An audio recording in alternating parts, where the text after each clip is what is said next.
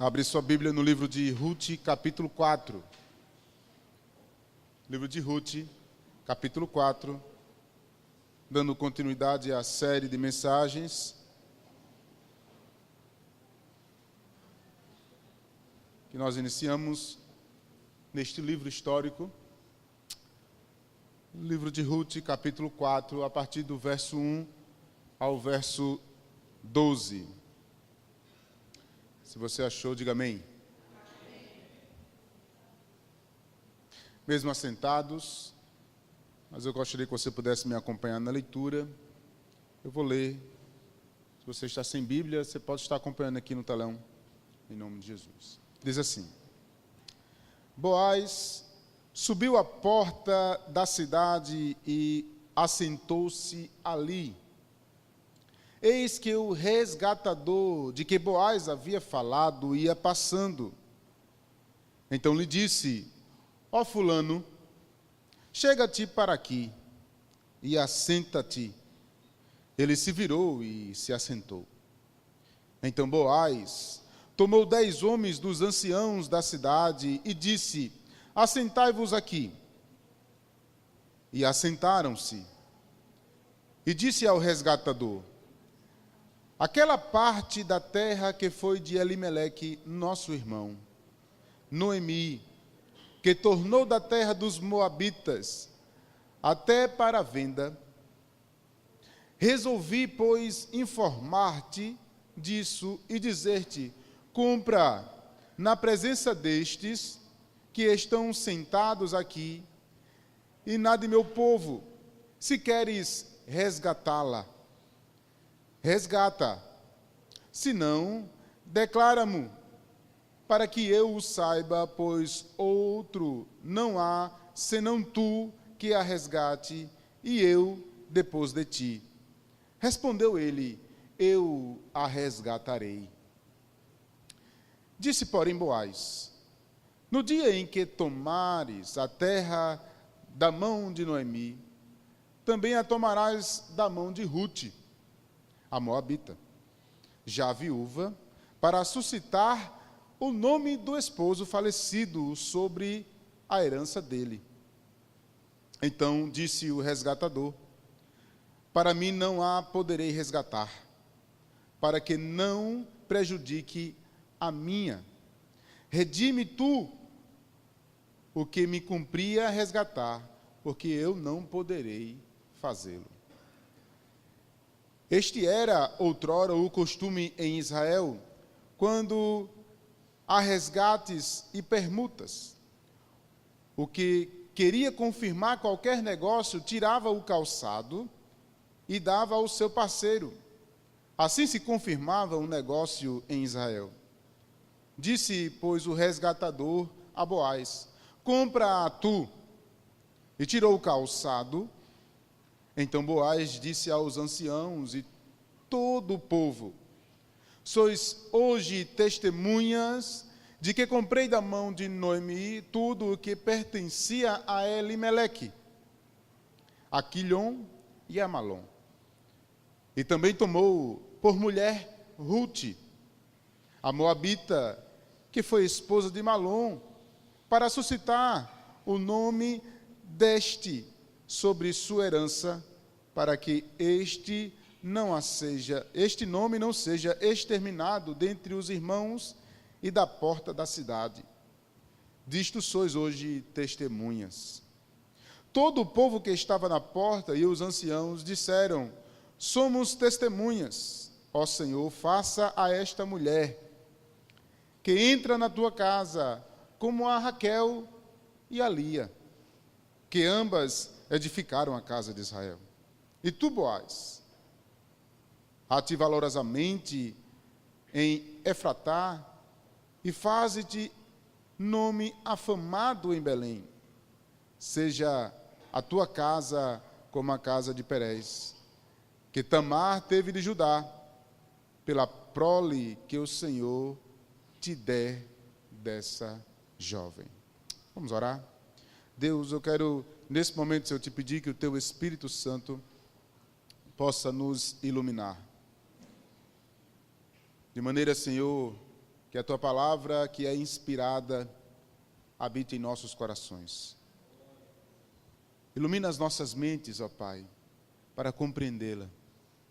E as verdades, ó Deus, tão claras nesse texto, possa, Senhor, ó Deus, ser aplicadas às nossas vidas.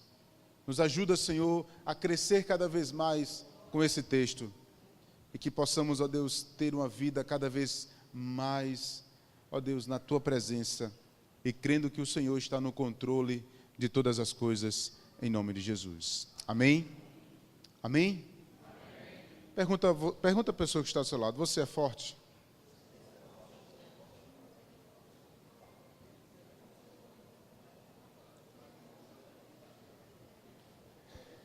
Aproveitando aqui um pouco do tema do acampamento, Jovens Fortes, é interessante, irmãos, pensar que nos nossos dias há uma grande necessidade de que nós sejamos fortes.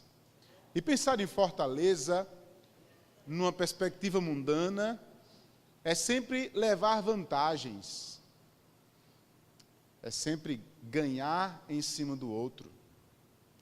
Somos inundados por um espírito de competitividade, onde nós queremos sempre ganhar porque nós queremos ser fortes.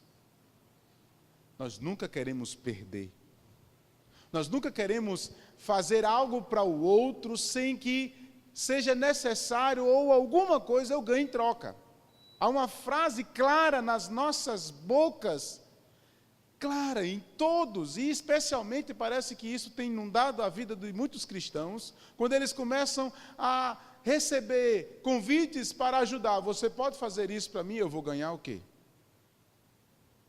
O que é que eu vou ter em troca?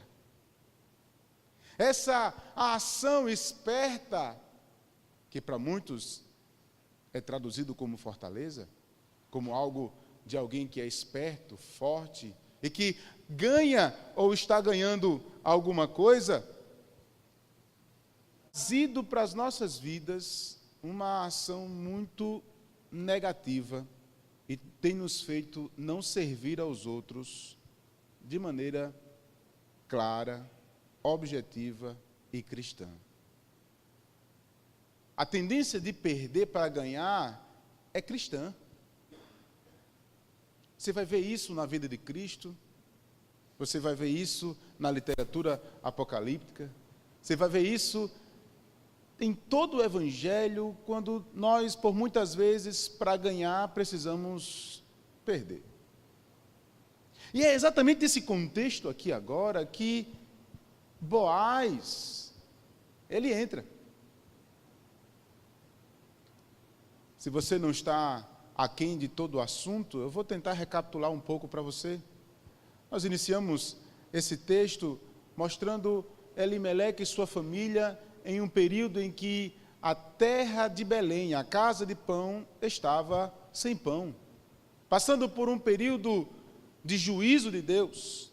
E na época dos juízes, onde a idolatria estava reinando, onde a idolatria e o pecado estavam reinando no povo, de tal maneira que ele se toma por direito em deixar a terra prometida e ir para uma terra moabita, uma terra idólatra, e leva toda a sua família atrás de ter uma conquista financeira.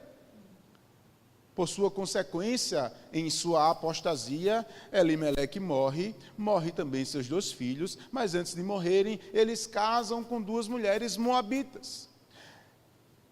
10 anos se passam e a casa do pão, a terra de Belém, a terra prometida, volta a ser abençoada por Deus. De tal maneira que a hora que Noemi, ela sente a direção de Deus e a vontade no seu coração de voltar, mas ela não quer voltar com 2 sacos pesados, Orfa e Ruth.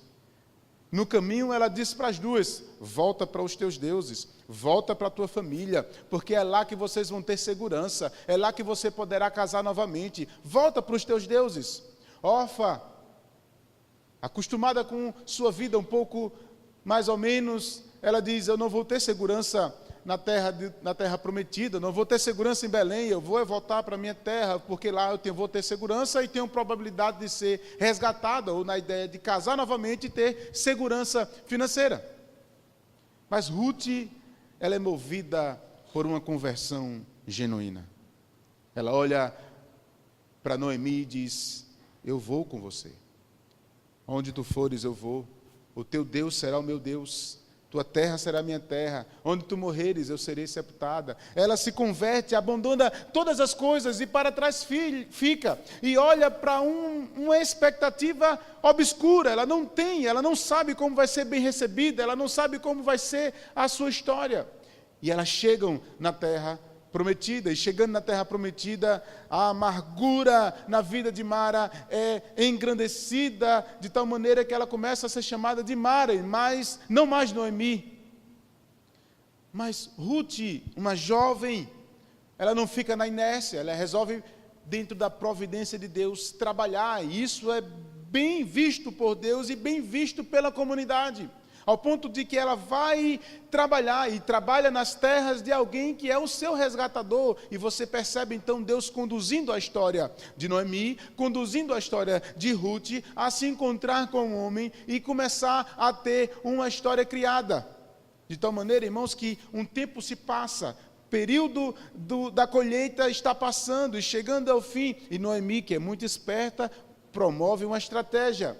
Promovendo então uma estratégia que parece um pouco sorrateira, manda ela ir no dia da festa, do encerramento da colheita. Chega lá e diz: olha, tu fica de olho nele, tu vai para aquele lugar, quando ele for dormir, quando tiver mais um pouquinho com o coração alegre, ele vai se deitar em algum lugar, tu descobre os pés dele para que ele fique com frio, e quando ele despertar, você fique à vontade para ele. Ruth, por sua vez, convertida ao Senhor, não deixa que tudo isso aconteça. Quando ele desperta, ela diz: sou eu, Ruth, tua serva, passa tua capa sobre mim. Em outras palavras, casa comigo, porque tu és o meu resgatador. E ele acha isso muito bonito, ao ponto de dizer: isso que tu estás fazendo agora é muito melhor do que o primeiro que tu fizestes.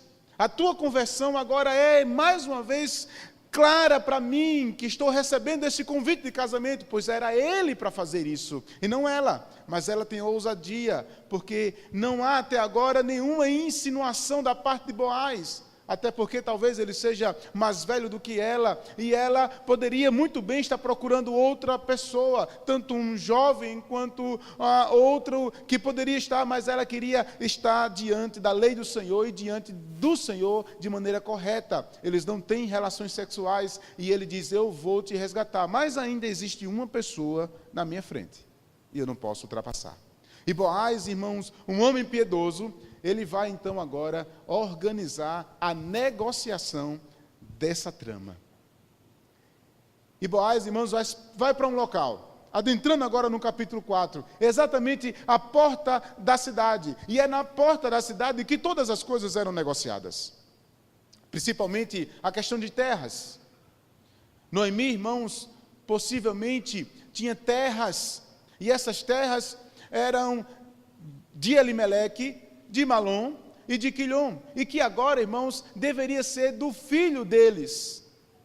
Por elas não terem filhos, e por eles não terem filhos, havia uma grande necessidade de que um que deveria ser do mesmo sangue, teria que ter relacionamento de sangue, teria que ter condições financeiras, e teria que querer fazer isso. Essa era a condição do resgatador, do Goel, daquele que estaria disposto, dentro da relação pactual de sangue, dentro da condição financeira que ele teria e da vontade dele querer fazer isso. Ele não era obrigado a fazer isso, de tal maneira que Boaz agora vai negociar com aquele. E aqui me chama a atenção, irmãos, que é a palavra fulano. Você conhece o fulano? Você já ouviu falar de fulano? Quem é fulano? Você parece que esse nome aqui salta para nós como algo que é tão normal, fulano. Parece que o autor não sabe quem é, mas ele, Boaz, sabe quem é o nome. Ele sabe quem é o nome dessa pessoa, eles conhecem, tanto que ele disse: olha, tem uma pessoa antes de mim. Ele conhece o indivíduo, mas o autor do texto deixa claramente fora do escrito inspirado por Deus, o nome dele, com propósitos. Porque o nome aqui, irmãos, significa alguma coisa. Quando você olha para a história de Orfa, ao negar a perspectiva da conversão, ela é apagada da história da redenção. E Ruth, irmãos, ela é inserida, inclusive, dentro da genealogia de Cristo. Quando você olha agora, esse resgatador, que agora olha para essa situação por uma grande oportunidade de ser forte e de ganhar alguma coisa. Preste atenção como esse seu fulano, que a Bíblia não revela quem é, com o propósito de dizer para ele que quando nós queremos suplantar e querer ganhar em cima dos outros, a nossa tendência é a queda. Ele não é retratado como alguém. É tratado como alguém, como um fulano que deixou de aparecer na história. E ele chama seu fulano, Boaz, fulano, vem cá, chama 10 homens dos anciãos, senta aqui, porque eu quero negociar com você. Você lembra de Noemi? Noemi tem aquelas terras, e você é o resgatador, o mais próximo por sangue, que também tem condições financeiras. Então as estrelinhas, eu fico pensando na história e passa aqui como um desenho na minha cabeça, as estrelinhas começam a pintar, e ele olha assim, opa, uma aqui eu vou ganhar um negocinho bom. Noemi já é velha, não consegue mais ter filhos. Preste atenção, quando Noemi não consegue ter filhos, a terra que ele comprar, na verdade arrendar, não é necessariamente uma compra, é um arrendamento. Ele estaria comprando a produção por 10 anos, até o ano de jubileu, e quando passasse o ano de jubileu, ele teria que devolver a terra para Noemi, ou para o seu filho. Ele, na sua cabeça, diz, opa, aqui tem uma grande oportunidade. Sim, eu quero resgatá-la. Porque aqui eu vou ganhar. E a terra que não é minha, vai ser agora de quem? Vai ser minha. Porque ela não vai ter filhos. Então ela vai morrer. Eu vou gastar com ela por um tempo. Mais um tempo ela vai morrer. E eu vou ganhar. Essas terras vai ser da minha família. E o meu nome vai ser engrandecido. Quantas vezes, irmãos, nós pensamos assim? De querer ganhar em cima das coisas. Quantas vezes nós estamos deixando de entender que quem nos controla, quem nos sustenta é Deus. E agimos de maneira sorrateira, parecido com o que Noemi fez um pouquinho, para tentar ter provisão, segurança. Mas esse texto, irmãos, deixa claro com essa palavrinha, o fulano, que essas atitudes não são aprovadas por Deus. Não são. Parece que Boaz foi esperto de tal maneira que quando Boaz escuta isso, e ele sabia muito bem, talvez, do caráter dessa pessoa e como ele iria agir, que ele diz, tudo bem, você quer resgatar, resgata, só que tem um detalhe, tem um adicional. O adicional é Ruth. Ruth é a moabita que veio com ela. Casou-se com o filho de Elimeleque. Ela também precisa ser resgatada. Só que Ruth não é velha. E Ruth pode ter filho. E tendo filho, irmãos, preste atenção. O filho não seria de seu fulano. Ele iria ter que gastar com um tempo de vida, com sustento financeiro, com sustento de alimentação, onde guardá-las, onde hospedá-las, ter todo um gasto para resgatar uma terra que depois não seria dele, seria do filho de Noemi, que o nome dele não seria o nome de seu fulano, seria o nome de Malom e de Elimeleque. Para que eu vou fazer isso? Gastar o meu dinheiro, gastar o meu tempo, para dar nome a outra pessoa? Não. Boaz, fica para tu. E era exatamente o que Boaz queria. Porque Boaz estava com o seu coração rendido e com o seu coração querendo abençoar tanto Ruth quanto Noemi. Esse aspecto, irmãos, da bênção e de abençoar as pessoas, irmãos, é algo tão claro, irmãos, nessa negociação. Porque, irmãos, investir nas pessoas é algo que por muitas vezes nós não queremos mais fazer. Quantas vezes eu passei por a experiência de chamar alguém para participar de alguma coisa? Quantas vezes eu chamei alguém até para lanchar, disse, vamos ali lanchar, com a intenção de conhecer, de conversar. Não, mas eu não tenho dinheiro. Disse, mas não estou lhe chamando, vamos, não se preocupe não. E nós ficamos envergonhados, porque nós também não queremos ser abençoados.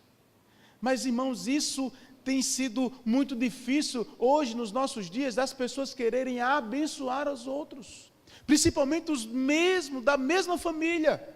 Nós vemos as situações e nós temos a tendência, irmãos, de fechar a nossa mão, de não querer abençoar. Eu olho para esse texto, irmãos, e vejo Boaz perdendo para ganhar. Ele perde dinheiro. Ele investe num filho que o nome não vai ser dele. Vai ser o nome de outra pessoa. Ele vai investir numa terra que não vai ficar para ele. Quantas vezes, irmãos, nós estamos hoje tão capitalistas, ao ponto de dizer, eu não faço porque eu não vou ganhar nada em troca. E quando nós somos abençoados, achamos essa atitude estranha. Como alguém perguntou para mim, eu não entendi porque o Senhor me chamou para participar. Eu não entendi porque eu recebi essa bênção. Tudo tem um propósito e você está sendo abençoado. Há uma dificuldade hoje, irmãos, de receber, como também é uma grande dificuldade de dar. Abrir mão do que é seu para abençoar. Abrir mão do que é seu para oferecer. E é interessante demais, irmãos, você perceber a ação de Deus nas nossas vidas, gerando a oportunidade, irmãos, de nós abençoarmos as outras pessoas. Eu já contei aqui e vou repetir. Hoje eu trabalho já há quase 9 anos com um projeto social, com algumas crianças de vulnerabilidade social. E por várias vezes, e ainda tenho essa vontade, de deixar para me dedicar exclusivamente à igreja. Mas todas as vezes que eu percebo uma criança recebendo um presente, recebendo uma carta, recebendo uma feira, recebendo qualquer coisa que às vezes não envolve nenhum dinheiro, apenas um abraço e um carinho, ou mesmo uma comida que ela recebe, e o sorriso naquele rosto, naquela criança, reflete uma ação tão grandiosa, que parece, irmãos, que nós ganhamos o resto do dia.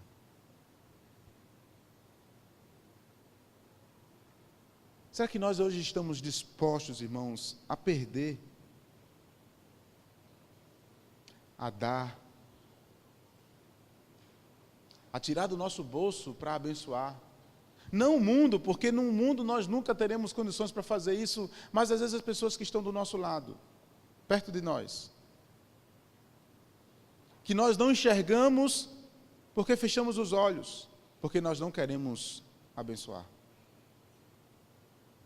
Boaz, ele decide usar o seu recurso, ele decide usar o seu tempo, ele decide usar a sua vida para abençoar uma família que ele não vai ter nada em troca. O interessante, irmãos, é que com essa atitude, ele é abençoado. Enquanto o nome de seu fulano é apagado da história, o nome de Boaz, preste atenção, há mais de 3.000 anos atrás essa história aconteceu, e até hoje nós estamos falando e citando o nome de quem? Daquele que perdeu para ganhar.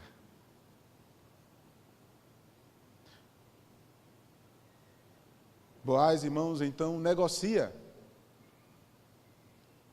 com seu fulano. E ele faz algo bem interessante, que é um aspecto cultural.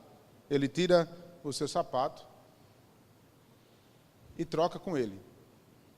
E diz assim: estamos resolvidos, me dá teu sapato, eu fico com o teu.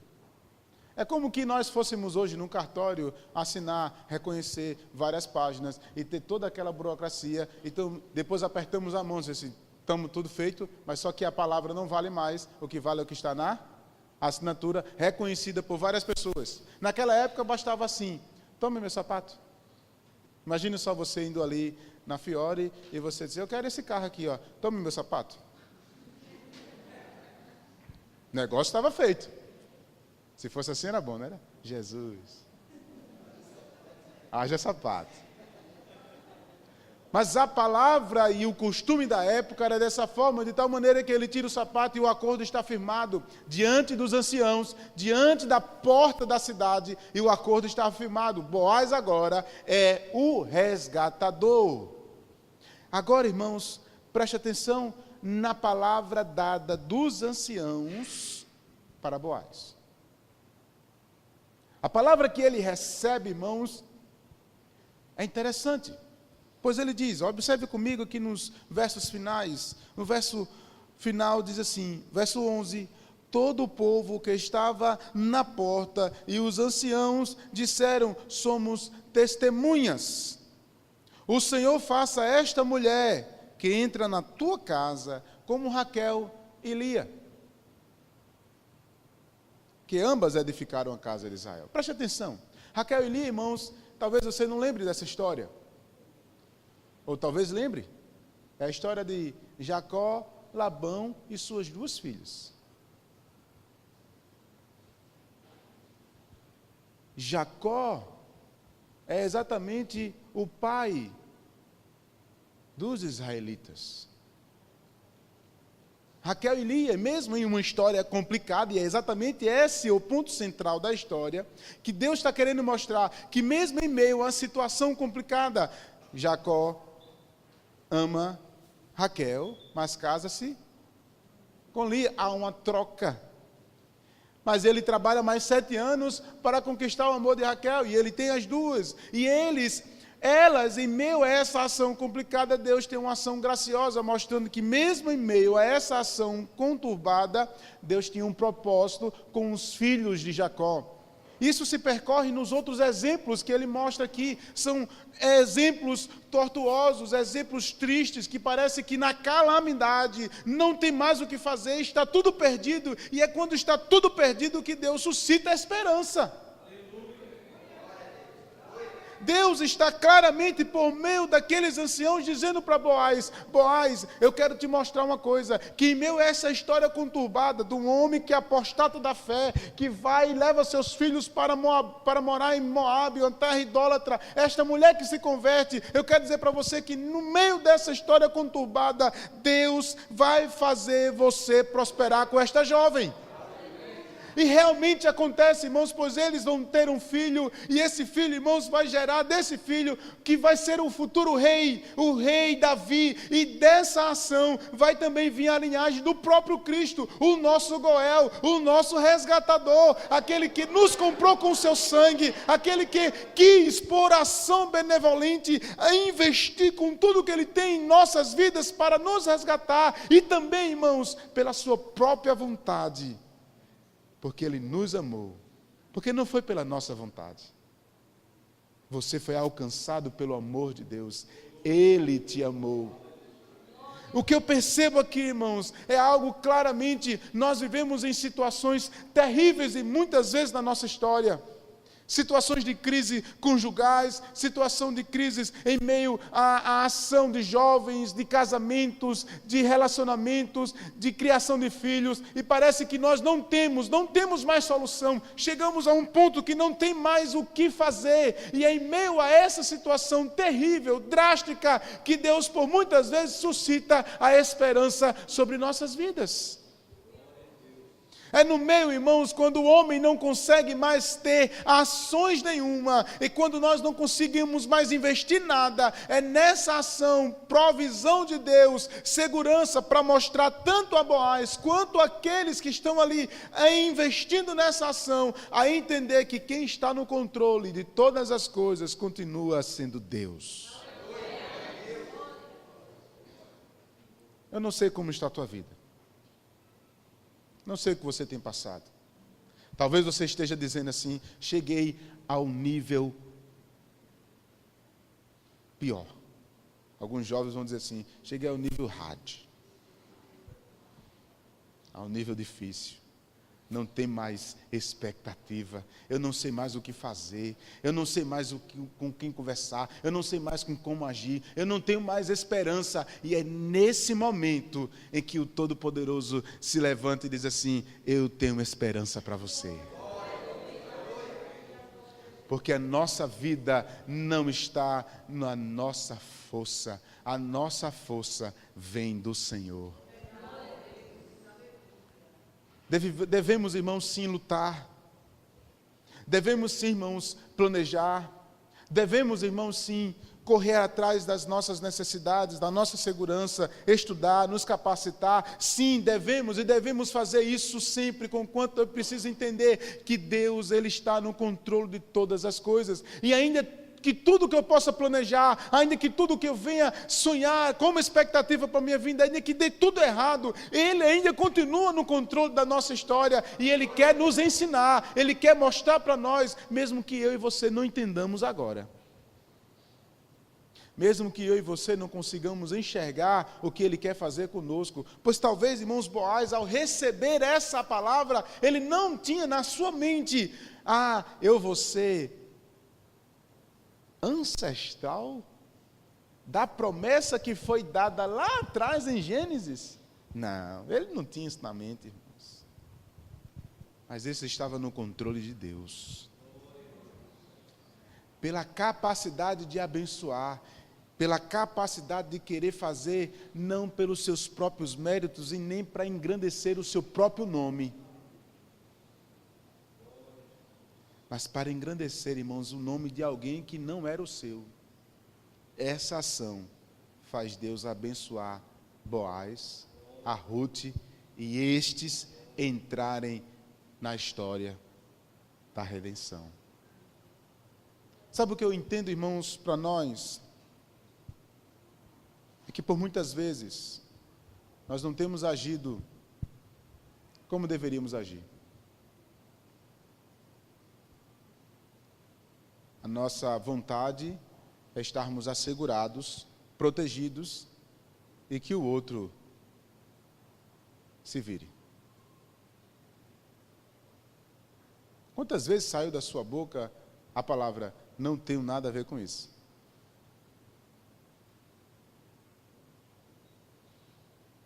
Ou, o que eu vou ganhar em troca?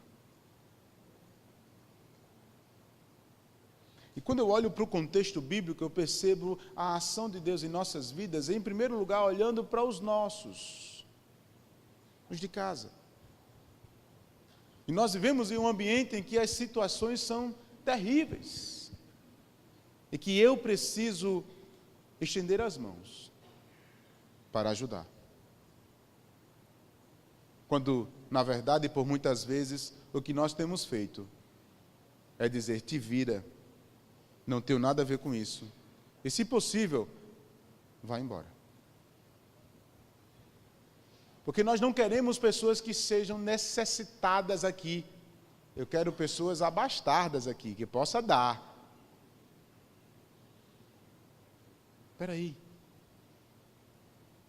Quando você vai ver Cristo, Ele está indo atrás daqueles que necessitam.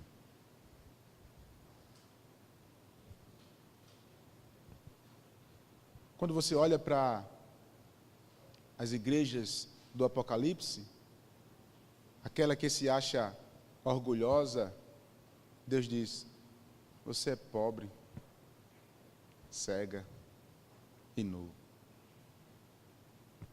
Nem no teu culto eu participo, eu fico do lado de fora.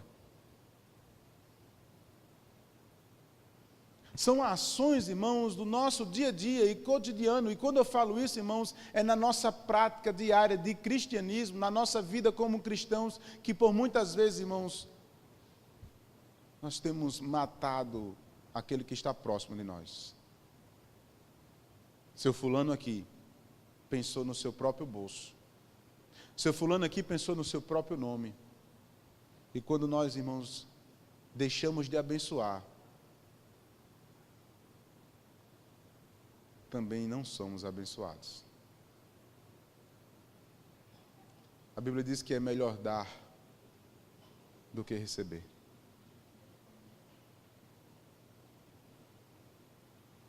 Ao olhar para esse texto, eu percebo Deus mostrando claramente tanto uma ação futura quanto um cuidado para aquele que está agindo de maneira piedosa para com seu próximo. Boaz não precisava fazer isso, mas ele quis. E isso aponta para outra coisa. Segundo lugar, o que eu e você fez para sermos abençoados? O que nós fizemos para recebermos tão grande graça de Deus? Como disse semana passada, a nossa situação é muito pior do que a de Ruth. Nesse contexto, Ruth ainda foi à luta. Ela teve condições de trabalhar, ela conheceu o seu Goel, o seu resgatador. Ela teve a ousadia de pedi-lo em casamento. E nós? O nosso resgatador, nós não podemos pedi-lo em casamento. Porque diante dele nós estamos mortos em nossos delitos e pecados. Mas ele, em sua ação soberana, nos amou antes da fundação do mundo, nos escolhendo, e nos tirou do lamaçal do pecado, nos colocou em uma maravilhosa luz, nos dando graça, perdão e paz, segurança em meio àquilo que eu tenho hoje, de não perder mais a minha segurança diante do Todo-Poderoso. Ele fez isso. O seu sangue me comprou na cruz do Calvário. Ele fez isso. E parece, irmãos, que o que deveria nos constranger, em algumas pessoas tem promovido orgulho. Ah, já sou salvo, né?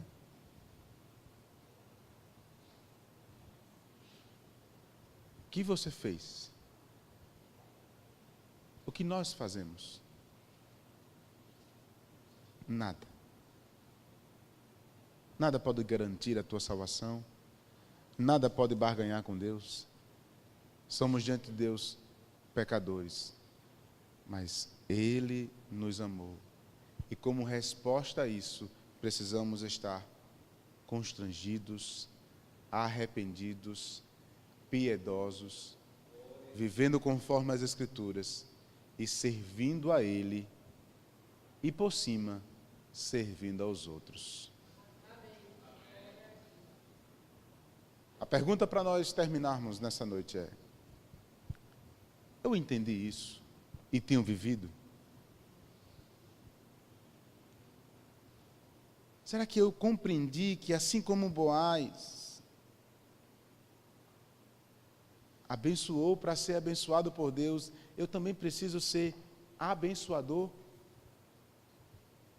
E aí eu reflito com você que a promessa que Deus deu a Abraão, ser tu uma bênção, é a mesma promessa para nós.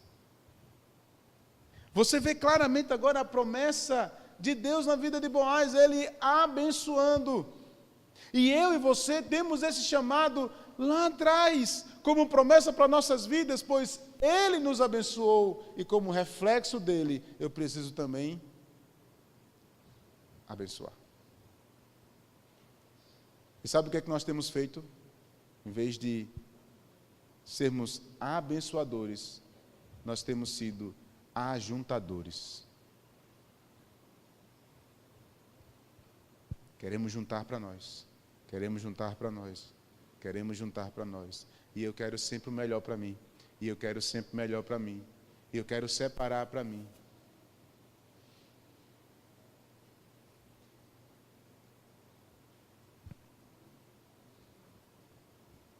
Estava no acampamento agora e alguém perguntou para mim: pastor, eu admiro uma coisa no Senhor. Eu disse: diga o que é. Se você não é apegado a nada. Eu disse: realmente não sou. Ela fez: por quê? Eu digo: se Deus me deu, Ele não pode dar de novo? Então por que eu vou me apegar numa coisa que Ele pode me dar de novo? E se Ele quiser tirar, Ele tira. Porque eu sou sustentado por Ele.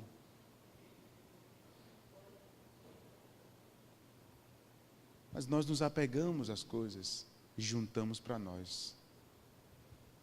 E eu não estou dizendo, irmãos, que você não pode lutar para ter sua casa própria. Eu não estou dizendo que você não pode lutar e conquistar seu carro. Não, eu estou dizendo, irmãos, que aquilo que você tem, você é mordomo para abençoar. Assim como Boaz, Deus nos chama para ser abençoadores. Você tem sido assim?